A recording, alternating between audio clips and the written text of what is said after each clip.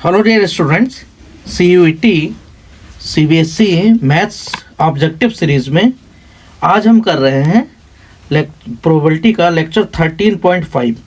इसके पहले हमारे 4 लेक्चर हो चुके हैं और इस 13.4 में, स्पेशली 13.4 में हमने कवर किया था कुछ जो है important questions based on assertion and reasoning problems, and now we are taking case study based MCQs और केस स्टडी प्रॉब्लम्स।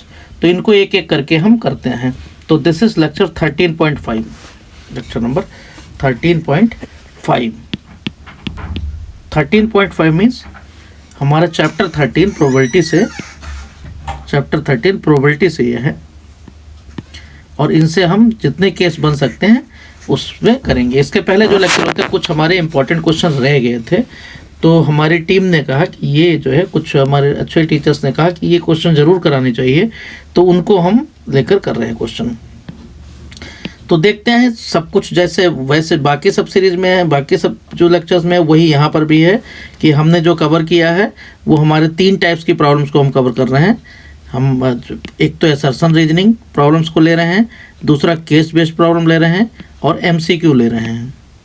जो CBSE में, स्पेशली CBSE में इस साल सिलेबस में ये अलग से दिया गया है।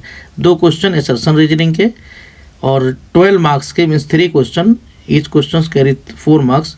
तो 12 मार्क्स का आपका केस बेस्ड और 18 मार्क्स मल्टीपल चॉइस क्वेश्चन। तो इसको लेकर, और CUET में देखें तो पूरा CUET का पूरा सिलेबस ही MCQ टाइप का है और इन्हीं पर बेस्ड है असर्शन रीजनिंग। बाकी हमने कॉन्सेप्ट को पूरा ध्यान रखा है कि सारे कॉन्सेप्ट क्लियर हो जाए। हमारा जो फर्स्ट लेक्चर होगा उसमें हम कोई भी, जैसे चैप्टर 13 का, अगर आप 13 पर जाओगे 13.1 में, तो उसमें सारे चैप्टर के जितने बेसिक कॉन्सेप्ट्स हैं वो हमने कवर किया है। उसके बाद में आप एक एक करके एक्सरसाइज के क्वेश्चंस आप करते जाओ, तो कोई प्रॉब्लम नहीं आएगी। इसके अलावा आपको अलग से पढ़ने की ज़रूरत नहीं है। हमने जो कोशिश की है कि यहीं से काम चल जाए। तो अब एक एक करके हम क्वेश्चन शुरू करते हैं, कुछ इंपॉर्टेंट क्वेश्चंस। तो यहाँ देखते हैं question number 1। Question number 1 is example number 1, that is question number 1। A biased die is tossed and respective probabilities of various faces to turn up are the following. Means कोई biased die को throw किया गया है, toss किया गया है, और यहाँ हमें फेस 1 की प्रोबेबिलिटी इतनी है, 2 की प्रोबेबिलिटी 0.24 है, 3 की 0.19 है, 4 के इसी तरीके से, 5 के 6 की के है। तो based on the above information, कुछ इन्फॉर्मेशन दिए जाते हैं, डायग्राम भी बनाया जाता है, इसका कोई बहुत ज़्यादा रोल नहीं है। तो based on the above information answer the following questions. First, the value of k. The value of k is, तो these are probability distribution. Probability distribution में सबको जोड़ के, इन सबको जोड़ेंगे तो 1 आना चाहिए। तो यहाँ से हम इसको सॉल्व कर लेते हैं। तो 0.1, 0.24, 0.19, 0.18, 0.15 प्लस के इक्वल टू 1 आना चाहिए। तो यहाँ से 10 और 24, 34 और 19, 53, 53 और 18, 71 और ये 0.16, तो 71 और 15, 86। तो 0.86 प्लस के इक्वल टू 1। तो हियर के इक्वल टू 1 माइनस 0.86 मीन्स 0.14। तो option B is the correct option. तो यहाँ से बी आपको करेक्ट ऑप्शन मिल गया। तो बेसिक क्वेश्चन है। इसके बाद देखते हैं सेकंड पार्ट। कहा गया है if a face showing an even number has turned up then the probability that it is the face with 2 और 4, 2 या 4 हो, मीन्स 2 और 4। तो 2 की प्रोबेबिलिटीज देख लेते हैं और 4 की प्रोबेबिलिटीज देख लेते हैं। तो 2 की probabilities, if A face has turned up, तो 2 की प्रोबेबिलिटीज को देखते हैं यहाँ पिछले वाले में। तो 2 की प्रोबेबिलिटीज दे रखा 0.24, 2 की प्रोबेबिलिटीज है 0.24 और ये है 0.18। तो 0.24 और 0.18 दोनों को जोड़ेंगे तो 0.42 आएगा। तो 0.42 इनके, इसकी प्रोबेबिलिटी आ गई। तो यहाँ हमसे पूछा क्या गया है कि face showing an even number has the turned up, तो यहाँ 0.42, तो D is the correct choice.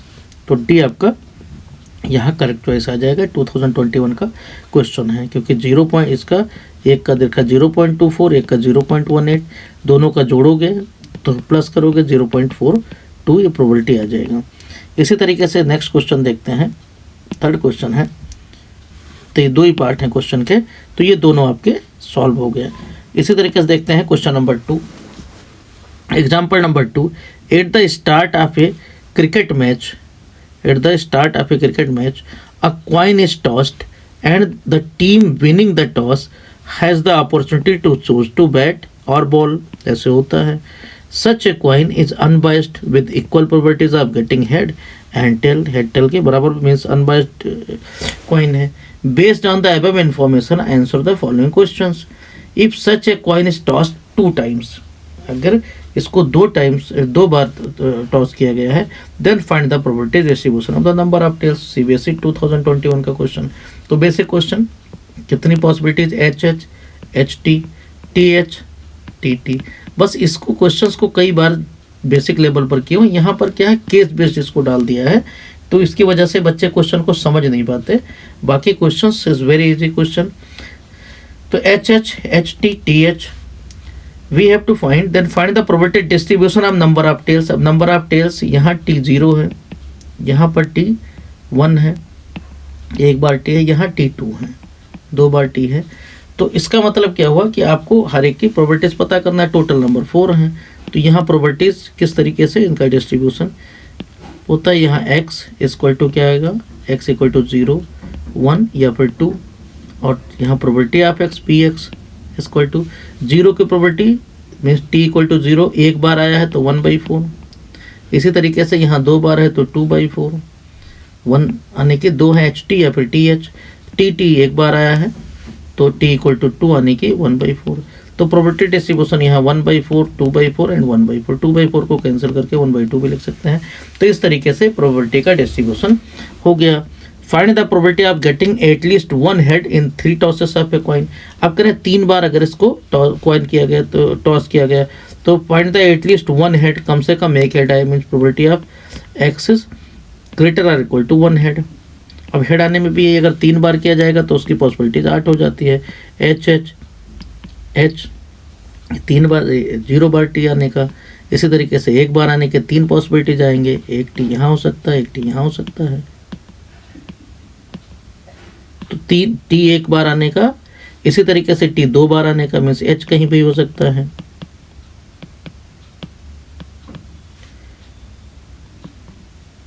तो ये आपको देखोगे, ये आपका 3 ये हो गया, 3 यहाँ हो गया, और एक तीनों टी आ सकता है। तो इस तरीके से अगर इधर से देखें, एच को देखें तो एच यहाँ 3 है, एच को इस तरफ से देखें, एच 3 आने का, एच 2 आने का, एच एक बार आने का, और एच यहाँ 0 आने का। तो इस तरीके से हम देखें तो आपके एच के इतनी पॉसिबिलिटीज। आप करें एटलीस्ट 1 हेड, तो एटलीस्ट 1 हेड का मतलब क्या होगा, इसको 0 को छोड़ के बाकी सब आ सकते हैं। तो यहाँ पर 7/8 या 1 माइनस इसको निकाल के, तीनों टी निकाल के 1 - 1/8 कर सकते हैं। तो यहाँ पर 7/8 आएगा। तो सीबीएसई का क्वेश्चन है। बस यहाँ हमें यही चीज़ ध्यान देना है कि जो क्वेश्चन है उसको थोड़े से अंडरस्टैंडिंग की जरूरत है। Question is very easy question. तो ये आपका क्वेश्चन नंबर 2 था। Now we take question number 3। Question number 3, a shopkeeper sells 3 types of flower, 3 flower seeds, A1, A2 and A3. They are sold in the form of a mixture where the probabilities of these seeds are 4:4:2 respectively. The germination rates of the 3 types of seeds are 45%, 60% and 35%. Means उसके पास जो total seed है, यहाँ पर देखो probability distribution का question आ गया। जो इसके पास सीड है वो 3 तरीके के हैं, A1, A2 and A3। A1 इनका रेशियो क्या है सीड्स का, 4:4:2 मीन्स प्रोबेबिलिटी पता करोगे तो 4/4 + 4 + 2 मीन्स 4/10, 4/10 एंड 2/10। ये इनकी प्रोबेबिलिटीज है जो A1, A2, A3 की है। The germination rates of this 45% of A1 means 45/100, probability में 100 से डिवाइड हो जाएगा परसेंट। यहाँ दूसरे वाले का 60/100 है, तीसरे वाले का इसी तरीके से 35/100 है। ये दिया हुआ है, मीन्स प्रोबेबिलिटी डिस्ट्रीब्यूशन का क्वेश्चन है। अब यहाँ सिचुएशन क्या है कि इन्हीं में से कोई जो है किसी ने सीट लिया है, मान लो फाइनल इवेंट ही मान लें, इसी में से लिया गया है। तो क्वेश्चन है based on the above information calculate the following, calculate the following probability distribution. Calculate the probability distribution, CBSE 2022 का क्वेश्चन है। फर्स्ट है randomly chosen seed will germinate, the randomly chosen seed will germinate, कोई हमने लिया means हमने ही मान लो इसको event को मान लो, तो उसके जर्मिनेट होने की, वो जर्मिनेट हुआ है और है कहीं है रैंडमली चूजन, कोई भी ले लिया गया, सीड विल जर्मिनेट में टोटल प्रोबेबिलिटी पूछा गया है, एक कहीं का भी हो सकता है, तो इस हिस्से का भी हो सकता है, इधर का हो सकता है, A2 का भी हो सकता है, A3 का भी हो सकता है। तो यहाँ टोटल प्रोबेबिलिटी की बात है तो probability of E in A1 भी हो सकता है into probability of A1 plus probability of E in E2 हो सकता है, इन A2 हो सकता है into probability of A2 plus probability of E in A3 हो सकता है into probability of A3 means in total probability इनका पूछा गया है। तो क्या जाएगा यहाँ पर हम देखेंगे तो 4/10 इंटू 45/100, इसी तरीके से प्लस में 4/10 इंटू 60/100 प्लस में 2/10 इंटू 35/100। तो यहाँ से क्या आ जाएगा 45 इंटू 4 मीन्स 180 पहले वाले का, इसी तरीके से 4 इंटू 6 इसका पोर्शन 240, इसी तरीके से 2 इंटू 35 70, ये 3 इसका 180 240 70 डिवाइडेड बाई 1000, 10 इंटू सब में 1000 है तो सबको जोड़ लेंगे तो यहाँ आ गया 250 18 प्लस 70 250 प्लस 240 290 आ गया, तो 290 डिवाइडेड बाई 1000 तो 0.29 या 29/100। तो फर्स्ट पार्ट का आंसर क्या जाएगा 29/100 या 0.29। The seed is type A2 given that a randomly chosen seed germinates। अब seed is A2 होने के चांस कितने हैं और जर्मिनेट हुआ है मीन्स ये चाहिए। तो बेस थ्योरम में कौन सा पार्ट A2 वाला कितना पार्ट है इसका 240 डिवाइडेड बाई टोटल कितना आया है 290, तो दैट इज 24/29। तो सेकंड पार्ट का आंसर हो गया 24/29। तो यहाँ आपका ये दो पार्ट क्वेश्चन के थे। नेक्स्ट क्वेश्चन देखते हैं, question number 4। In a game of archery each ring of the archery target is valued. In a game of archery each ring of the archery target is valued, हर एक का value है कि सबका अलग अलग है। The centre most ring is worth 10 points, इसके वैल्यू 10 पॉइंट्स दिया गया, जो सेंटर मोस्ट यहाँ है उसके 10 पॉइंट मिलेंगे। And the rest of rings allotted from 9 to 1, उसके बाद वाला 9 मिलेगा, इसका 9 फिर 8 फिर 7 फिर 6 इस तरीके से 1 तक पॉइंट हैं। In sequential order moving on outward जैसे जैसे हम जाएंगे तो 10 पॉइंट फिर 9 पॉइंट 8 पॉइंट इस तरीके से यहाँ पर डायग्राम दिया हुआ है। Archer is likely to earn 10 points with a probability 0.8। Probability of A के मिलने की कितनी प्रोबेबिलिटी, ए को पॉसिबिलिटीज कितनी 0.8 है। Archer B is likely to earn 10 points, B कितना ले सकता है 0. इसके 10 पॉइंट लेने के 0.9 प्रोबेबिलिटीज है। ए का 0.8 है, बी के 10 पॉइंट्स लेने के 0.9 है। Based on the above information, इस इन्फॉर्मेशन को लेकर आंसर द फॉलोइंग क्वेश्चंस। तो ए के 0.8 और बी का 0.9, इस इन्फॉर्मेशन से हमें पता करना है, आगे का क्वेश्चन पता करना है।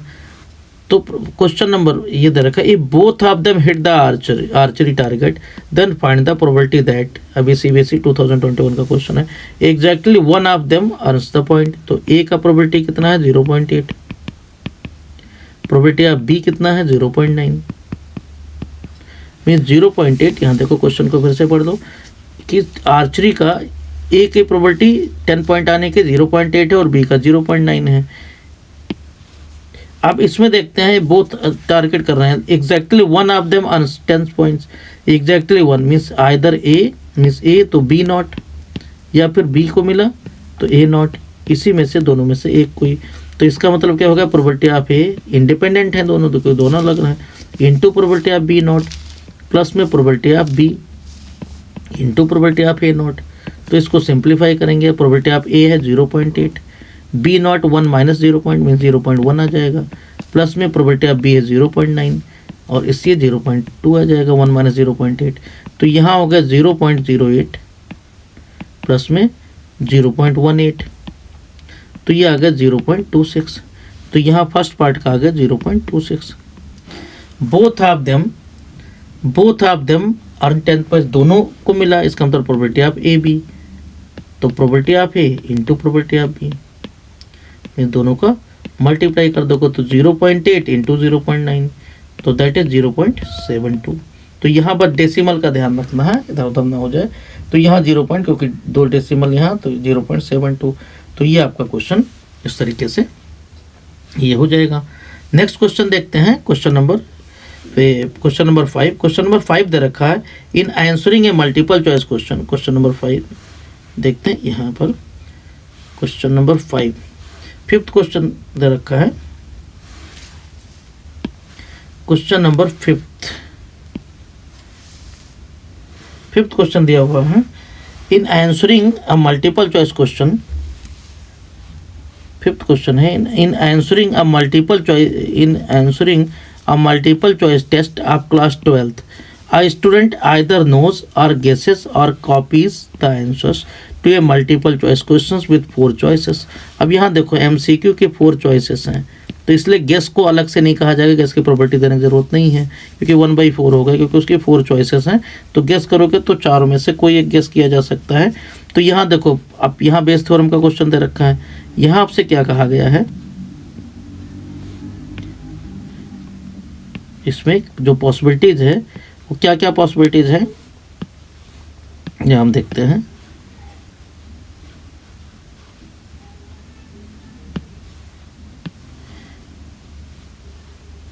कहा गया in answering a multiple choice test of a student either knows the answer, means हमारे पास जो पॉसिबिलिटीज है, आइदर नो द आंसर, या तो वो आंसर को जानता है, नो द आंसर, और गेसेस द आंसर, या फिर गेस करता है, और कॉपीज द आंसर, या फिर कॉपी कर लेता है, CP लिख देते हैं C। तो to answer a multiple choice questions with 4 choices, the probability that he makes a guess is 1/3। Guess की उसकी प्रोबेबिलिटी कितनी है, 1/3 है। And the probability that he copies 1/6, 1/6 copies की है। तो नो का कितना हो जाएगा भाई, know plus guess plus copy, ये मिलके 1 होना चाहिए। तो ये दोनों दे रखे हैं, गेस का 1/3 इसका 1/6 है। तो यहाँ क्या जाएगा, नो का 1 - 1/3 - 1/6। तो यहाँ हो गया 1 माइनस, दोनों जुड़ जाएंगे तो 2/6 और 3/6, तो 1 - 1/2, इसका मतलब 1/2। तो नो का कितना आ गया, 1/2। तो ये क्योंकि इनका ये म्यूचुअली एक्सक्लूसिव एंड एग्जॉस्टिव होना चाहिए, तो ये तीनों पार्ट का सम 1 आना चाहिए, सैंपल स्पेस के डिवीजन सही से होना चाहिए। उसके बाद में कहा गया the probability that his answer is correct.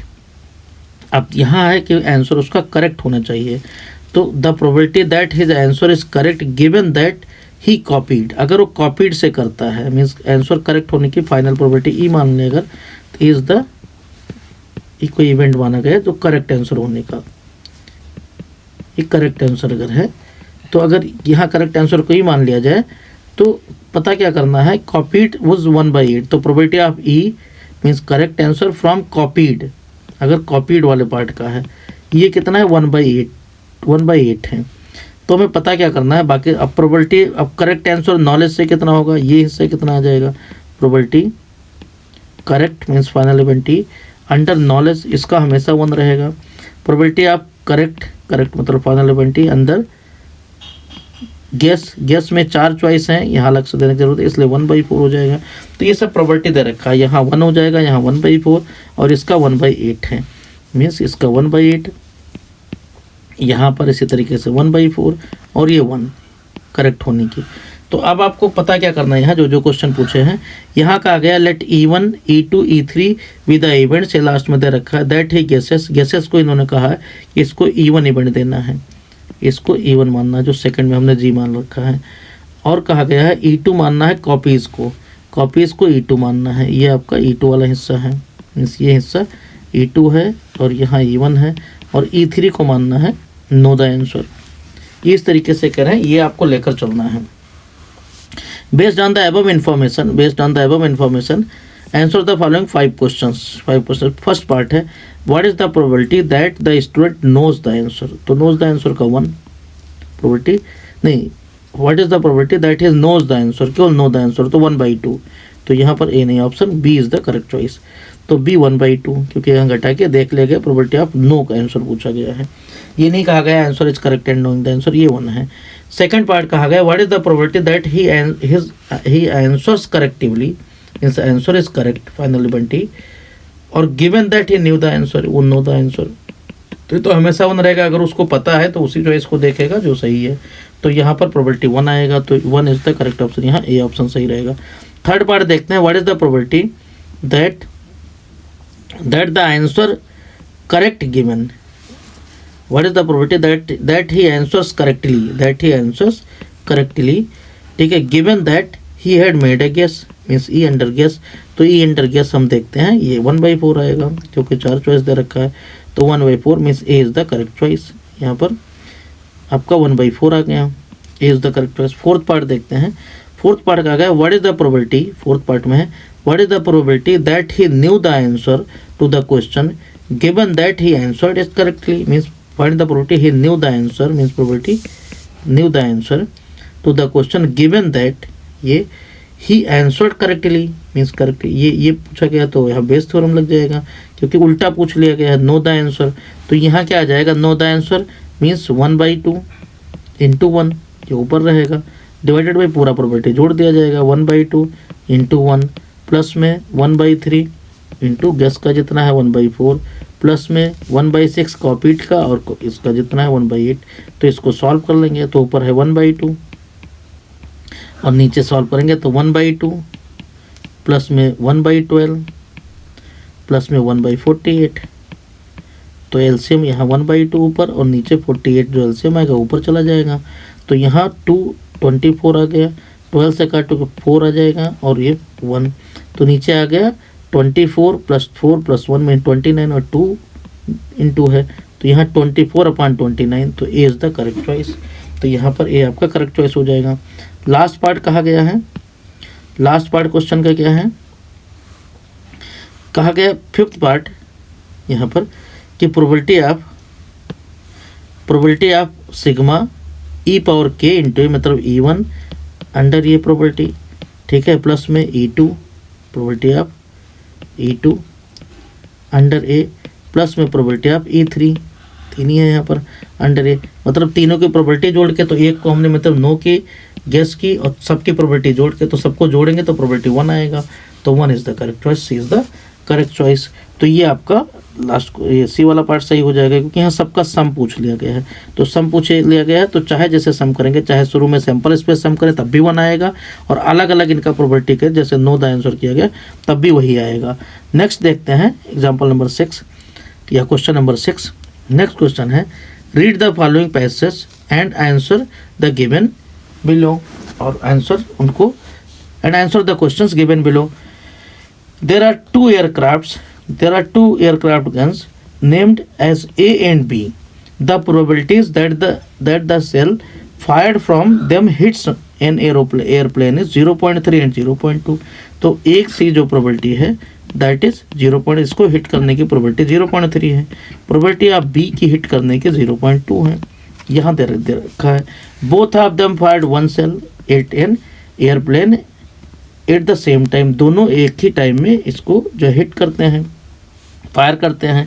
What is the probability that the shells fired from exactly one of them hit the plane, means either A और बी, मीन्स ए इंटरसेक्शन हम लगाने की जरूरत नहीं, ए तो बी नॉट, या फिर अगर बी से हिट हुआ है तो ए नॉट, दोनों में से एक ही।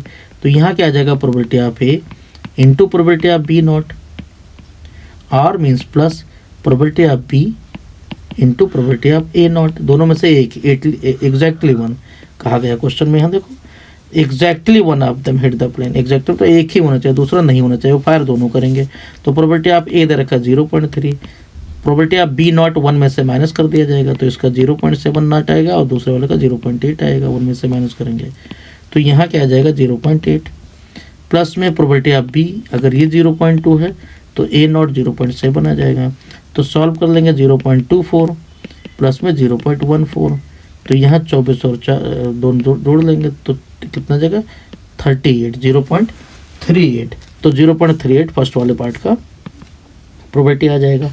सेकंड कहा गया if it is known that the shell fired from exactly one of them, अगर ये पता है if it is known that the shell fired from exactly one of them hit the plane, means अगर ये चीज़ पता है 0.38, it is not the shell from exactly one of them hit the plane, ये चीज़ पहले से पता है, इसका मतलब इसको हम ठीक है ई इवेंट मान लेते हैं। तो probability of E equal to अगर हमें पता है कि 0.38 आया है, ई का मतलब है I one exactly one means A B not और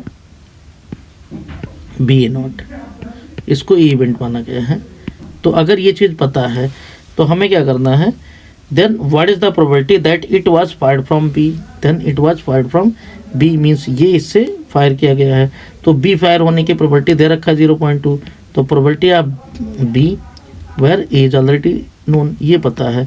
अब बी और ई का जो इंटरसेक्शन देखेंगे तो प्रोबेबिलिटी ऑफ बी का इंटरसेक्शन कितना आ जाएगा, मीन्स बी ये वाला हिस्सा आ जाएगा, बी ए नॉट मतलब ए से नहीं होना चाहिए, तो इसका मतलब जो 0.38 में आया है उसमें कौन सा पार्ट ये है जिसमें बी वाला ने फायर किया है, तो वो पार्ट कितना है 0.24 प्लस में 0.14 ये आया है, तो हमें ये इस वाले की प्रोबेबिलिटी पता करना है। तो probability of mean 0.14 divided by 0.38, जो कि 0.4 में ए फायर किया है। अगर बी का निशाना लगा है तो बी का निशाना बी ए नॉट मीन्स ए का नहीं लगा है, तो ये चाहिए। तो यहाँ इसको सॉल्व कर लेंगे तो 7/19 आ जाएगा, या डेसिमल में लाना चाहे तो डेसिमल में नहीं, कल पूरा कल नहीं कैंसिल होगा, तो 2 7 जा और 2 19, तो यहाँ आ जाएगा 7/19। ये ध्यान रखना है सेकंड वाले क्वेश्चन में, क्योंकि अच्छा क्वेश्चन दिया गया है ये, तो इस पर ध्यान रखना है कि हमें कहा क्या गया है। तो हम ये जो प्रोबेबिलिटी ऑफ बी है, बी का मतलब यहाँ पर ओनली बी है, ओनली बी का मतलब बी का सेट हो और ए का ना लगे, ए का फायर ना हो, तो ये हिस्सा है, क्योंकि आपका टोटल में यहाँ इसमें जो ये है इसमें कौन सा हिस्सा बी का जुड़ा हुआ है ये ध्यान रखना है। तो यहाँ पर 7/19 आ जाएगा। तो इस तरीके से ये हमारे पास जो क्वेश्चंस थे इनको हमने अलग से कवर कर लिया है। तो अब हमारा प्रोबेबिलिटी में और हमें एक्स्ट्रा करने की ज़रूरत नहीं है, तो ये आपका CUT के लिए काफ़ी सफिशेंट है। तो CUT और आपका जो CBSE में जितने मैथ्स ऑब्जेक्टिव आ रहे हैं उनके लिए सफिशेंट है इस चैप्टर से। अब हम नेक्स्ट चैप्टर को ही करेंगे, क्योंकि इसमें काफ़ी हमारे 6 लेक्चर हो चुके हैं। Okay, thank you.